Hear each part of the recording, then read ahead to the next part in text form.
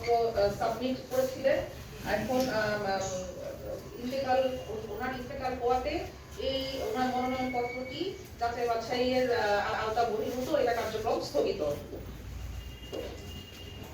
পর্যন্ত এই ধরনের কোনো কিছু প্রক্রিয়া থাকতে পারবে না। এই জন্য আমরা এই মনোনয়নপত্রটি বাতিল করলাম। মোহাম্মদ ফিরোজউদ্দিন চৌধুরী, বাংলাদেশ কংগ্রেস, বাতিল। সেটা ওনার পূরণ হয় নাই, এটা 100% স্বাক্ষর কম হওয়াতে এই মনোনয়নপত্র বাতিল করা হলো। প্রথম কথা হলো যে আসলে আমি ওনার বিদেয়ী আত্মার মাগফিরাত কামনা করি, ওনার জন্য দোয়া করি আল্লাহ যেন ওনাকে, উনি জাতীয় নেত্রী ছিলেন, ওনাকে ওনার সকল গুনাহ খাতা ক্ষমা করে দেন এবং ওনার জান্নাতের উত্তম মাকাম ওনাকে প্রত্যাশিত জায়গায় আল্লাহ যেন স্থান দেন। আমরা আসলে ওনার ব্যাপারে আমরা সকলেই জাতীয় নেত্রী হিসাবে আমরা ওনাকে অভিভাবক হিসেবে মনে করি। ওনার প্রতি আমাদের শ্রদ্ধা সম্মানের সামান্যতম কমতি নাই।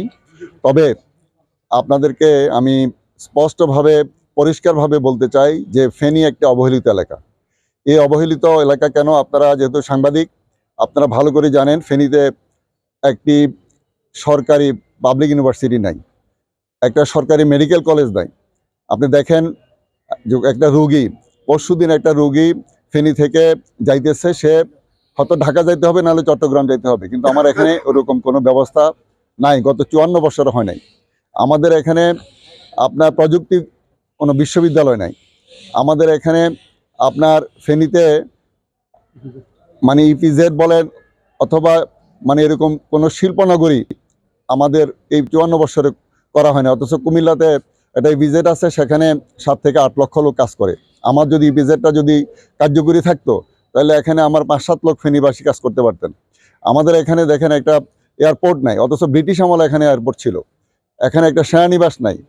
এরপরে আমার এলাকায় সমস্যার কোনো অন্ত নাই। আপনার গত 8-9 মাসে 3টা বন্যা হয়েছে। আপনার এই বন্যার কারণে অবকাঠামোগত মারাত্মক ক্ষতি হয়েছে। এই ক্ষতির কারণে আমাদের জনগণের দুর্ভোগের কোনো সীমা নাই।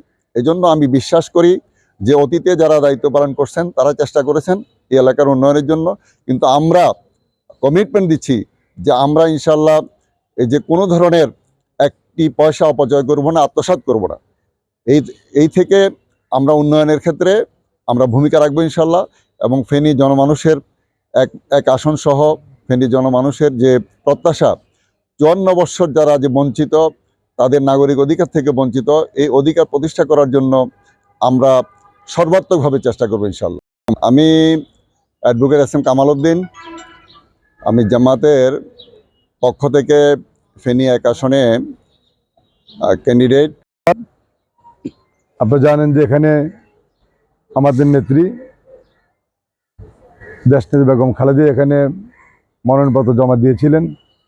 যেহেতু উনি মৃত্যুবরণ করেছেন, যার কারণে আমি সেখানে একজন বিএনপির একজন বিকল্প প্রার্থী হিসেবে আমি মনোনয়নপত্র জমা দিয়েছিলাম। আলহামদুলিল্লাহ আজকে আমার মনোনয়নপত্র বৈধ হয়েছে। এখন আমরা আস্তে আস্তে নির্বাচনী প্রক্রিয়ায় সামনে এগিয়ে যাব। আমি সকলকে ধন্যবাদ জানাই, অভিনন্দন জানাই। ইনশাল্লাহ আমরা সকলেই, সব দলের যে সমস্ত প্রার্থীরা আছেন, সকলে আমরা একসঙ্গে নির্বাচনের যেই পরিবেশ, সেই পরিবেশটাকে সুস্থ রেখে সবাই একসঙ্গে কাজ করব। এটার সঠিক সুরাহা এখনো হয় নাই, আমরা পাই নাই। হওয়ার মতো 2 দিনের মধ্যেই সম্ভাবনা আছে।